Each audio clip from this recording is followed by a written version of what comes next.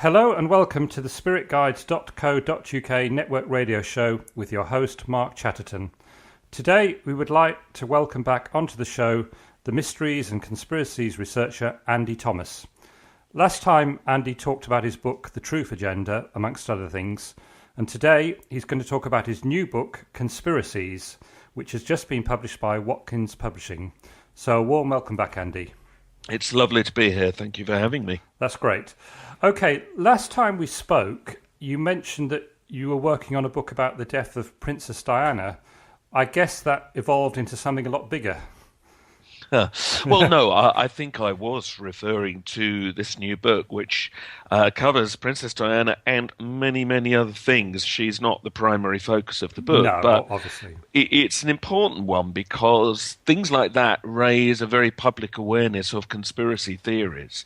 And the new book is called Conspiracies, the Facts, the Theories, the Evidence. What I'm trying to do is give an overview of, all of these things that people hear about and doubts about people like Princess Diana or David Kelly, which is back in the news again, of course. It's 10 years ago since he died in mysterious circumstances. And, of course, trying to pull everything together from 9/11 to the New World Order. Have to look at some classics like JFK, the moon landings, but also, widening it out to look at a historical context. Conspiracies have been going on for a very long time. And when you start to look at the repeating patterns, you can begin to understand better the world we're in today. So, in amongst that, of course, you're going to have things like Princess Diana and David Kelly, because when you look at the polls, you discover that somewhere in the region of 90% of certainly British people believe that they were murdered. So there we are. We have conspiracy theorists at the heart of our population, and more people are conspiracy theorists in their thinking than the mainstream media would ever let on. So what the book Conspiracies is there to do is pull all this together in a useful way, which really takes a long sort of hard look at all of it. Yeah, because I noticed that you obviously cover everything that's sort of in the 20th, 21st century, but you do go back in time and talk about Romans and the gunpowder plot, amongst other things. So that was deliberate, just to show that conspiracies have been going on a long time. Yes, it's very important to point that out. And I think it's interesting because the modern world accepts that conspiracies used to take place in history. And we talk about things like the gunpowder plot. And, if you just take the Great Fire of Rome, I mean, it's widely believed now, as it was at the time, that Emperor Nero pretty much sanctioned the torching of Rome because he wanted to make way for an area where he could build his own palaces. So we say, well, that happened back then, but the mainstream implies that it doesn't happen now. Well, when you look at the cycles of history, you just see, in fact, the same thing happening again and again and again.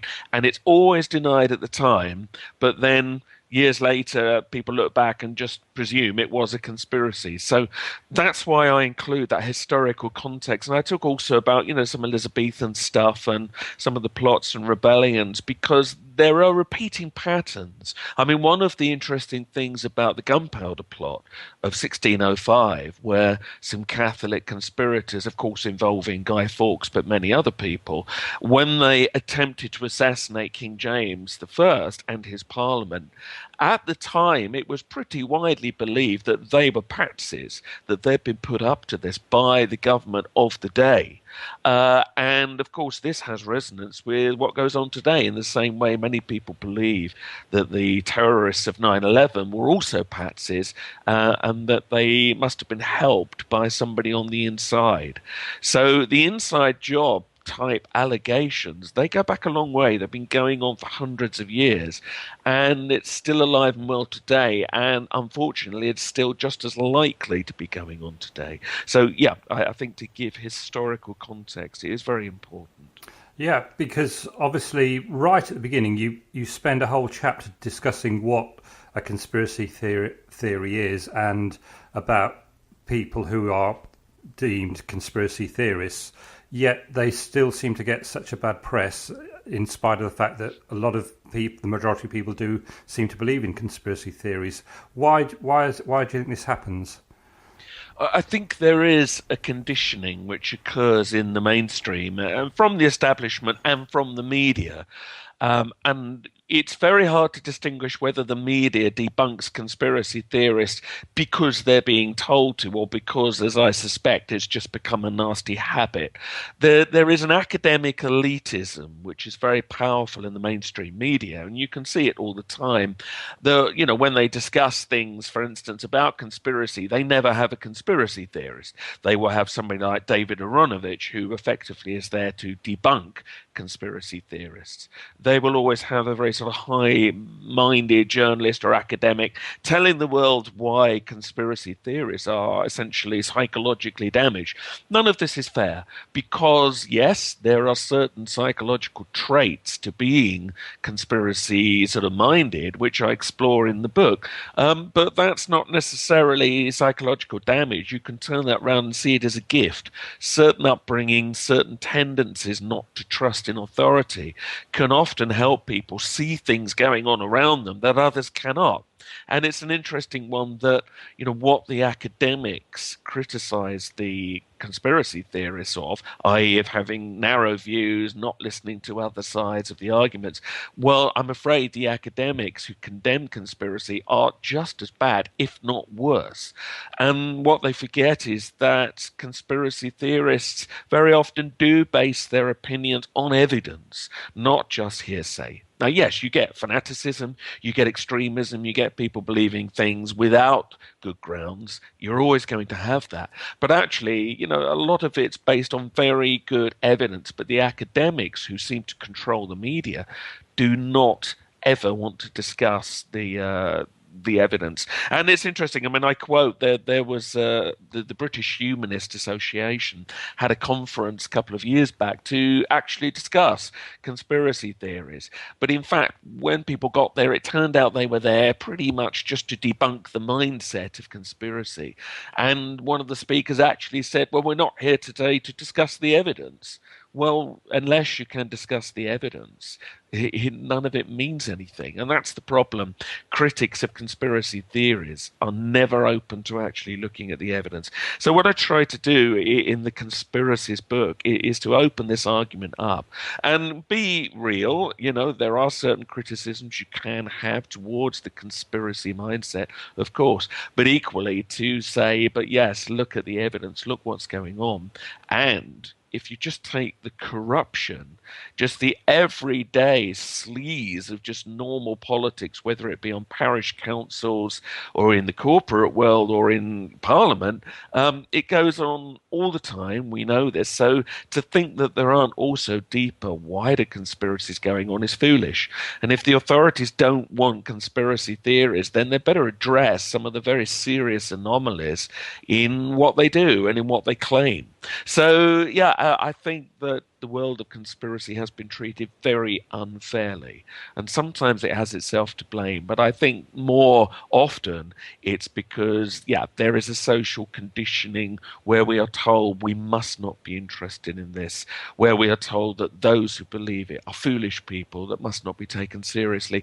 But then you look and you have a good hard look at it and you realize that really isn't the case. So that's what I'm trying to put throughout the book, is not only to look at the philosophy, if you like, around conspiracies and the social sort of influences around it, but also to look at the evidence, because that's the most crucial thing of all. Okay, if we sort of mention 911, because that's such a massive subject, but there's obviously so many different groups out there now who have this 911 truth movement, all different people like firemen, architects and so on. Is that something that, has sort of ignited people to think about the world of conspiracies in a way? Well, I think that the 9/11 event in itself has, in many ways, flagged up a kind of inherent doubt that many people had in their gut anyway about believing in authorities. It's very interesting that when the 10th anniversary of 9/11 occurred, there were various polls taken around the world. And it quickly becomes clear when you put all those polls together that somewhere in the region of 50% of the world's population does not believe the official story of 9/11. Now, that is a huge number of people, and that is incredibly significant. And these people are not necessarily conspiracy theorists, and some of them have, differing views as to what they thought did happen, but they agree that we have not been told the whole story. And there's a large amount of people that certainly believe it was allowed to happen, alongside the people who believe it was made to happen.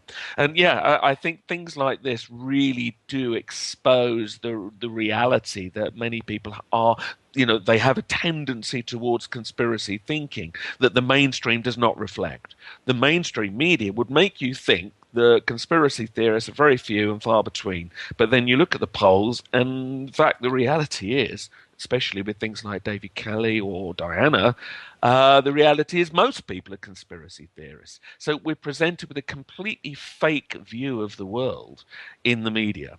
And in fact, when you look at the statistics, you realize that, we are being fed a lie time and time again. But 9/11 has so many anomalies. It's not just one or two, because conspiracy theorists, are often accused of plucking things out of context. You have to look for clusters of anomalies. And when you look at 9/11, which the book, again, has to cover in some detail, you realize there are so many clusters of anomalies that we cannot possibly have been told the whole truth. We just cannot. And when you get very good researchers like David Ray Griffin, who, is not a sensationalist in any way, he's a Christian theologian, he's got no axe to grind, he's a moral man. When you look at his just absolutely level-headed, cool analysis of the official account of 9/11, and he sets it against what actually happened, within one chapter you realize, okay, we have clearly been lied to. Now, where the ultimate truth beyond that lies, so what you then choose to believe did happen on 9/11, is, of course, another story. And you've got different camps. I mean, one unfortunate phenomenon, we have some camps fight each other. Some believe the towers were brought down using conventional, what you might call nanothermate explosives. Others think that some kind of free energy device was used. I personally think the divisions are unfortunate and unnecessary because they're both agreeing that the towers did not collapse naturally, which I think most people with any knowledge of architecture and engineering could tell you they could not and should not have pancaked down in the way they did without something else happening inside to enable that. So this is the thing. You put it all together, and it's not just 9/11. You can do this with many other things, which, I explored it in my previous book, The Truth Agenda. By the way, there's a new version of that, imminent. But in that, it's that you apply the truth agenda. You take any one sort of bastion of history or something we are told to believe in, and you just apply some fairly basic questions and observations as to whether or not we've been told the truth. And 9 times out of 10, we haven't. And anybody can do this. And then, of course, you have to start to say, well, what is going on? So yes, when very big things happen like 9/11 or indeed JFK, if you want to go back earlier, which is of course 50 years ago this year, you realize a lot of people have disquiet in their gut about them. And that's so important to explore and not just to dismiss. Okay, another anniversary we've just had has been 7/7 the other week. I just wonder, obviously in America with 9/11, there is quite a big groundswell of opinion about that, but it doesn't seem to have taken off as much in this country with 7/7 as it has in America. Would you agree? I think there's 2 reasons for that. I mean, I think number one, in the same way we've seen this phenomenon in America, now that is gradually reversing as the emotional connection to what happened begins to fade. You're getting more and more American 9/11 truthers. But certainly in the early years, there was much more reluctance to question what had really happened. Because, of course, if you say that your own government is lying to you, if you say that they are willing perhaps, or elements within that government, let's say that, are willing to sacrifice around 3,000 lives to further some secret agenda. That's very frightening. It's unsettling. It doesn't make you feel safe in the world you're living in, which of course we're not, but we like to kid ourselves that we are. And I think we're seeing the same phenomenon here in Britain. I think 7/7 was too close to home. It almost seemed disrespectful to start questioning it. But also, if you start concluding that our own government might blow you up when you're on an underground train or indeed a bus, that's very unsettling. People don't want to talk about it. So I think it's the same thing. It's taken a few years for people to begin to think, well, maybe we weren't told the whole truth. I mean, that was pretty clear to those who were concentrating very early on. So many anomalies. The train that the bombers caught, so we are told, did not run that day, and then the government had to adjust it and say, oh, sorry, yes, of course they caught another train. You've got a lot of anomalies around the bus and why that blew up and where it blew up. And even if you take the trains, you had eyewitnesses on the day who said that the explosions came up from beneath the carriages. And indeed, some of the photographic evidence does support that. You can see blasts have come up from underneath. Now, that, of course, clearly says these were not rucksack bombs on the top. And there's a lot of arguing about, who these bombers were. Did they really know they were even carrying live explosives? We know there were drills on 7/7, as indeed there were on 9/11. A man called Peter Power, who was a security consultant with a lot of knowledge, said on the day of 7/7 there were exercises which actually postulated explosives going off at precisely the stations they did. So a lot of people think something flew under the radar of these drills, but whether the men really were planning to bomb or had just been put up to it has never been decided. So you've got all the anomalies in the evidence, but of course the other reason I think that it's harder to put your finger on what happened on 7/7 is that so much of it happened off camera. With 9/11, you can analyze the towers collapsing. You can see so much of it. Now, with 7/7, you've got a few murky bits of video, which are very contentious. Most of it is just hearsay. You don't see it. You can't analyze things like building collapses or whatever. So I think that's another reason why it's slightly harder to get to grips with the conspiracy theories around that, because it's not so in your face. It is not so obvious. And I think those two aspects, the reluctance to face the truth, potential truth, and also the lack of clear visual evidence, I think has led to more of a reluctance to go there. But that said, I mean, in the truth communities, I mean, certainly a large amount of people certainly do question 7/7. So I think that will, as the years go by, will begin to be questioned more and more by anybody who's really concentrating. Okay. If we go back a year, we were getting ready for the Olympics, and it was the year 2012, etc. And there was a whole idea of conspiracy going to happen with the Olympics and maybe the Queen's Jubilee and so on, and nothing did happen. Is that perhaps a danger that some conspiracy theories go into the future too much rather than, wait and see what happens, sort of thing? Well, I mean, the Olympic conspiracy theories, I think they're very interesting. They reveal something important because, yes, so in the run-up to the Olympics, there was a lot of fear that there might be some kind of false flag terror attack, some kind of inside job there. And there's certainly been a lot of seeding of fear around the Olympics. I mean, you'd had the TV series Spooks Code 9, which had indeed fictionalized the Olympic Stadium being blown up by an atomic bomb. That caused a lot of fear.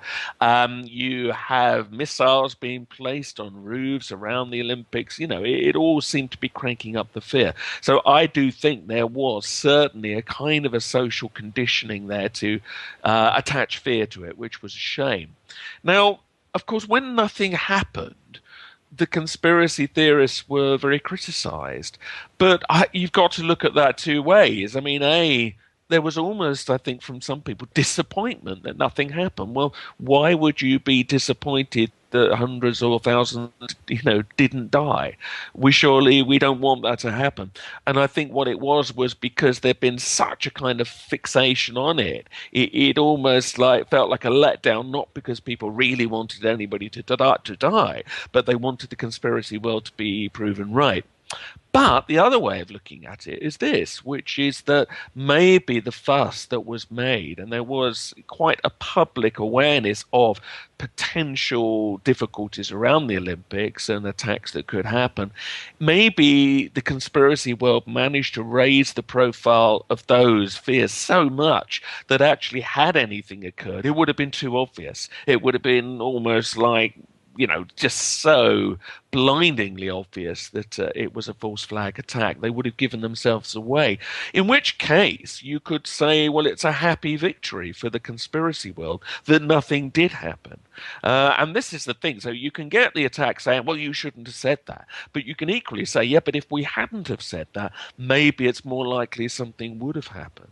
So this is the thing. I think you always have to realize there are uncertain outcomes. If enough people shout about a potential danger coming up, it might help prevent that danger. Well, this can only be a good thing. And if it transpires that the conspiracy world has to take a little tap on the chin as a result, well, so be it. If it's helping to save lives, that surely is the point of truth campaigning. You don't want huge horrors like 9/11 or 7/7 to happen again. So you're trying to spread awareness of the difficulties, of the anomalies in the official stories, of things like that, in the hope that it can be prevented in the future. That, to me, must be the purpose of it. Otherwise, yeah, you're just indulging in fear and horror for the sake of it. Well, that serves nobody. That just creates a world of more fear. So, I don't feel bad in any way that nothing happened. It was fantastic. I felt much better when it didn't. And I think all power to those that raise potential difficulties, because it could have gone that way, and maybe it didn't because it was talked about. Okay. If we go to the present, we're right in the middle of a massive heat wave, and it's another example of these extremes of weather. In the book, you talk about the HAARP facility, which is based in Alaska, and some conspiracy theorists feel that is having some effect on the weather. Could you say a little bit more about how that is affecting the weather, perhaps? I mean, if any listeners don't know, HAARP is a project that basically it's been used to test military communications, and basically they're toying with the ionosphere. They're trying to see what effects they can create by sending very high-powered signals up into the ionosphere. Now, there is a particularly big complex based in Alaska, which has a huge array of aerials. And there's no question it's capable of some powerful things. Now, they have created fake auroras, for instance, in the sky. So it can do pretty special stuff. And they do use it to communicate with military submarines. They're trying to sort of bounce signals around the world where they don't need satellites in the event of the satellites all going down. The problem we have is that they also have the capability to beam signals down that could either affect the weather, could either affect geophysical things like earthquakes, or indeed us and our brainwaves. This is where you then get the fear problem, because there's no direct evidence that HAARP has ever been used to create an earthquake or unusual weather, and yet so many people believe it. And I think this is where the authorities have a problem, because the authorities are clearly not straight about telling us what they're really doing in places like HAARP. You're going to get people filling in the gaps themselves with fears.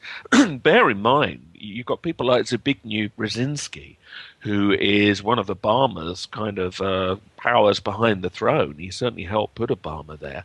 Brzezinski wrote a book called The Grand Chessboard some years ago, in which he pretty much laid out the whole New World Order project and said, so what? We need to do this. America needs to be powerful. We need to police the world, and that's perfectly good and reasonable to want to do that. And in it, he actually advocates that satellites or other devices could be used to basically beam signals down which could subdue whole populations. So he says this as if this is a marvelous thing and we should, of course, think about doing this. So this is the problem. You've got people who are genuinely in power who have proposed doing this, and people feel that things like HARP may well give them the capabilities to do this. Now, whether that does mean that every earthquake or volcano or indeed heat wave that occurs is due to HARP, I personally find unlikely. But it is not impossible that it has been used on occasion to maybe create certain things. Some people think hurricanes have been directed at difficult times to, sway things. Some people think the huge tsunamis, which of course we've had in the last 10 years, may have been caused by HARP. Well, maybe not. But when you then consider that the authorities are claiming that they are closing HARP down, HARP is currently, we are told, on hold because they've run out of money, then you have to wonder, is that in itself a lie? Or is HARP now no longer operational? Now, there is a caveat to that because the authorities have said DARPA, which is a defense organization, a US defense sort of division, they have said they might still use the facility for their own end. So immediately, of course, ears are going to prick up at that. But officially, HARP is not actually functioning at the moment. But that's going to come down to whether you believe that or whether you, of course, think that that's just another distraction. So, but again, what this all speaks of, same with chemtrails, the belief that, the atmosphere is being seeded either with suppressants or poisons or some kind of weird climate control. Again, you've got a similar thing. The fact that so many people are willing to believe that's going on is a savage indictment of the authorities, who are so distrusted that so many of us are more than happy to believe that they might be out to kill us all. And if I was anybody in power, and I talk about this in the Conspiracies book, I conclude with this, I would want to address that. The fact that they still are not straight about these things and then complain that there are conspiracy theories isn't fair. They land themselves in it, and if they don't want conspiracies or people believing in them, then they'd better pull the socks up and actually tell us the truth about what's going on. But instead, they never do. Not on anything, whether it's about Hillsborough, Jimmy Savile, or the prison surveillance network. Again and again, we're seeing revelations that show we are being basically lied to on every level, and we are being monitored. And it is the Orwellian world that conspiracy theorists have been talking about for years. So this is the problem. So things like HARP, yep, they are there. How they're really being used, we don't know, but you cannot blame anybody for being suspicious. Yeah, because that brings me on to my next point, because you mentioned about WikiLeaks in the book, but since the book's been published, we've had this guy, Snowden, who's sort of blown open a lot of stuff that's been going on in spying and tapping and so on. The idea of whistleblowers, do you think that is going to sort of give conspiracy theorists a sort of stronger platform to say that this is actually the truth that's happening? Well, I think that people like Edward Snowden, of course, I mean, they provide a service in as much as they certainly lift the lid on what's going on.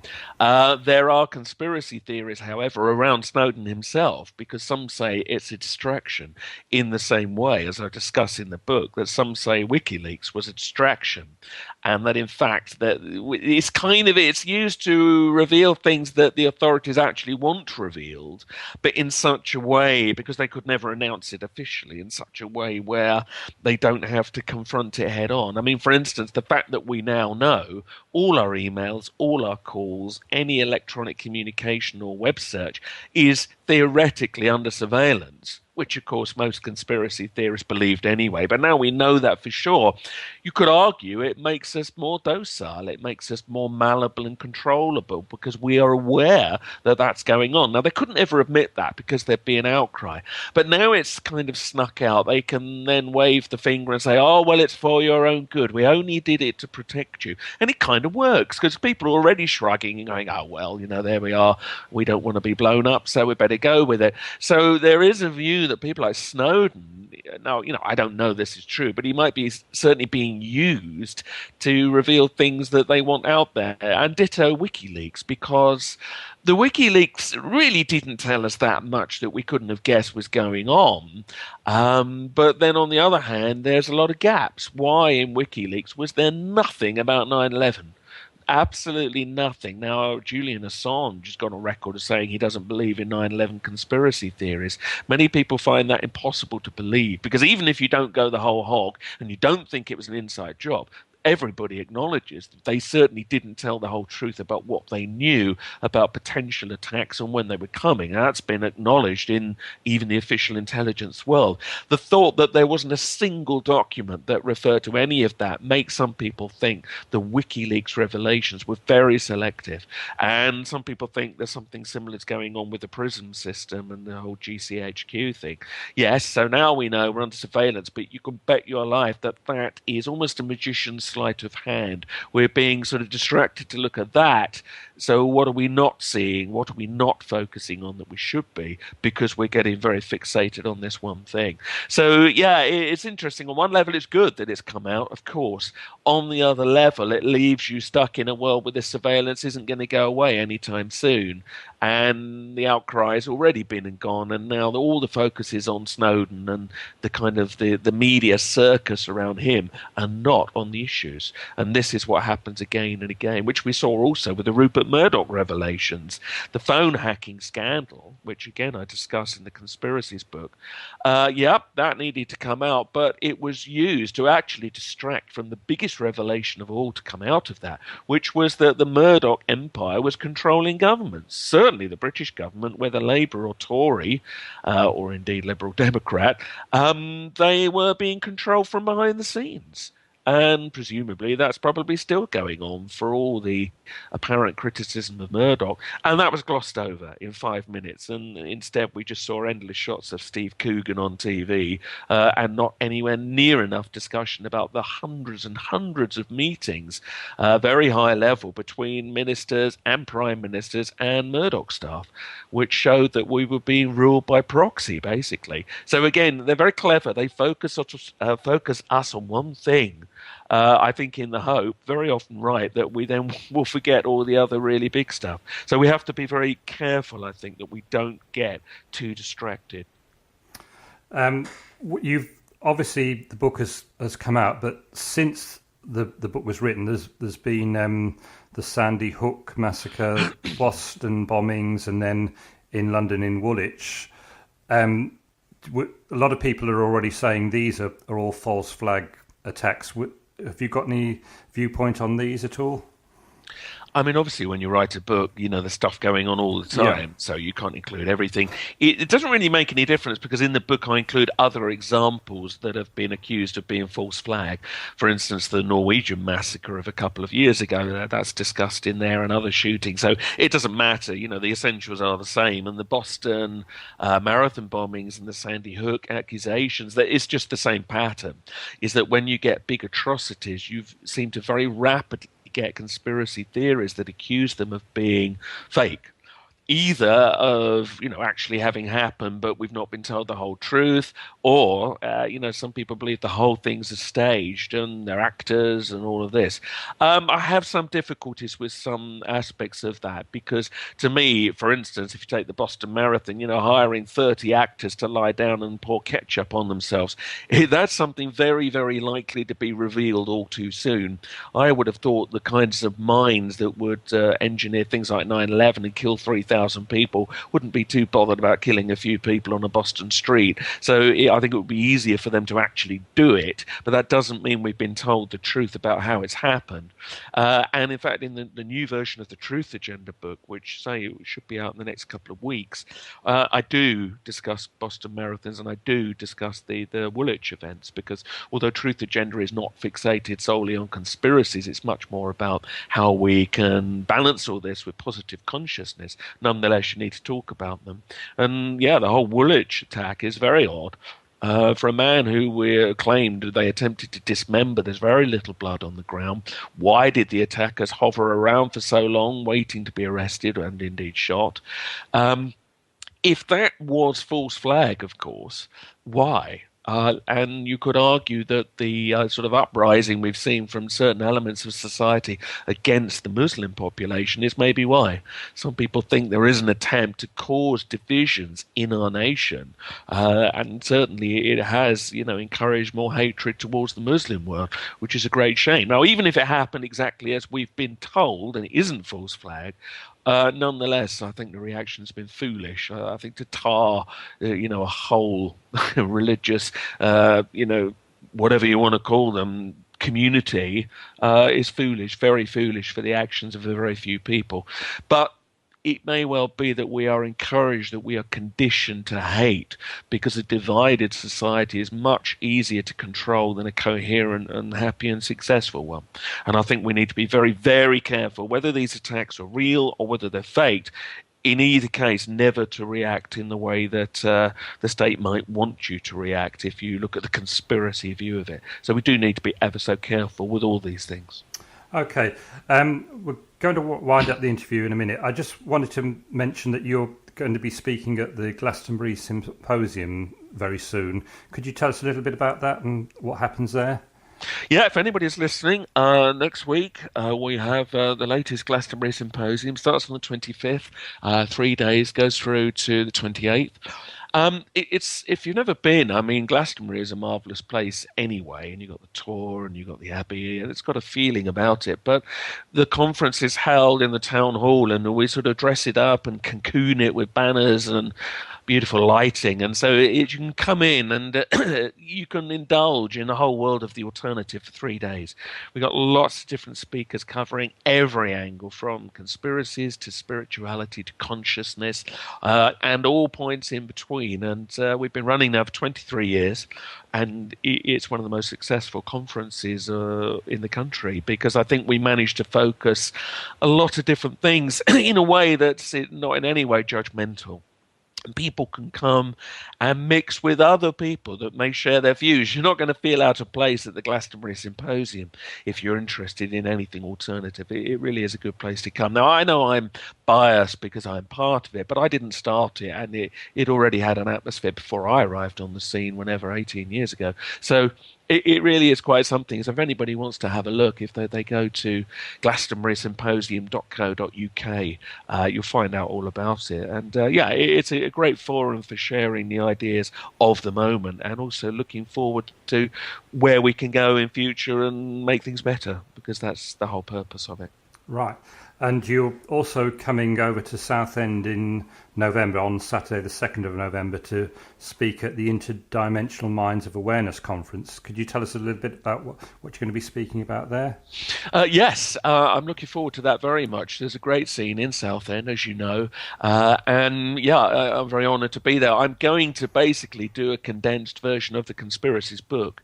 So I'm now, one of my newest presentations, it's called A Conspiracy History of the World.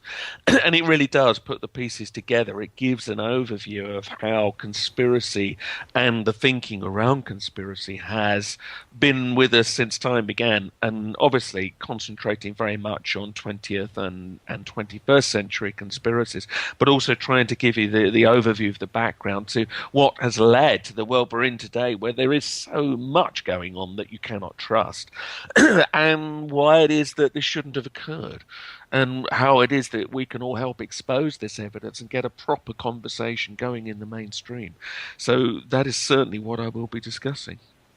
Okay, well, we'll put all the details on the website for those two conferences, and we wish you well with the sales and the interest in the book Conspiracies. Thank you. Can I just say, if anybody's interested in learning about the book Conspiracies, and indeed the new Truth Agenda, if they go to truthagenda.org, you can find out all about the books and where I'm speaking, and there's some videos to watch and that. So have a look if you're curious. Okay, well, thank you ever so much, Andy, and wish you well. Thank you.